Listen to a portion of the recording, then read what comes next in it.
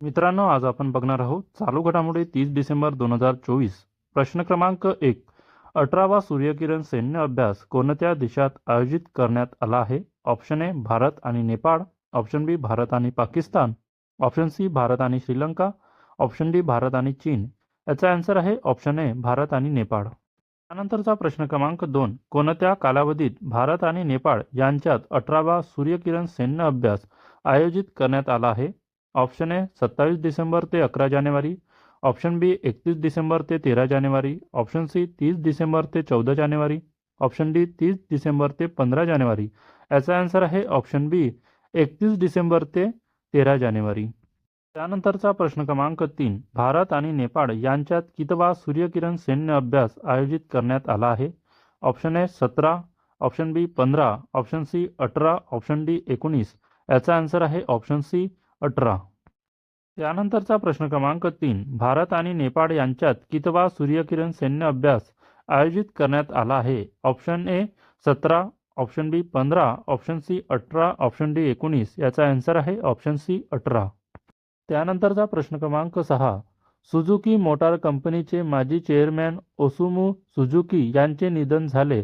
त्यांना भारत सरकारने कोणत्या वर्षी पद्मभूषण पुरस्काराने सन्मानित केले होते? Option A 2008, option B 2007, option C 2003, option D 2006. याचा आन्सर आहे option B 2007.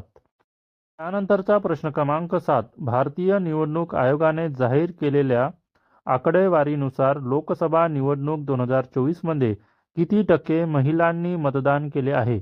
Option A 65.78, option B 63.57, option C 64.43, option D 66.87. याचा आन्सर आहे ऑप्शन ए 65.78. त्यानंतरचा प्रश्न क्रमांक 8. भारतीय निवडणूक आयोगाने जाहीर केलेल्या आकडेवारीनुसार लोकसभा निवडणुकीत आसाम राज्यातील धुबरी येथे सर्वाधिक किती टक्के मतदान झाले आहे? Option A 93.4, option B 95.7, option C 91.2, option D 92.3. याचा आन्सर आहे ऑप्शन डी 92.3. त्यानंतरचा प्रश्न क्रमांक 9. भारतीय निवडणूक आयोगाने जाहीर केलेल्या आकडेवारीनुसार लोकसभा निवडणुकीत सर्वात कमी मतदान कुठे झाले आहे? Option A Ladakh, option B Srinagar, option C Nagpur, option D Mumbai Dakshin. याचा आन्सर आहे option B Srinagar.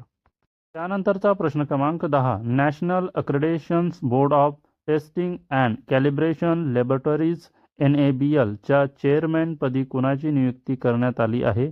Option A doctor Anant Patil, option B doctor Sandeep Shah, option C doctor Poonam Agarwal, option D doctor Prachi Kulkarni. याचा आन्सर आहे option B doctor Sandeep Shah.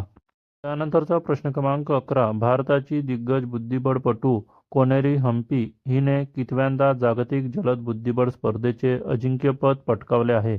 Option A 3, option B 5, option C 2, option D 1.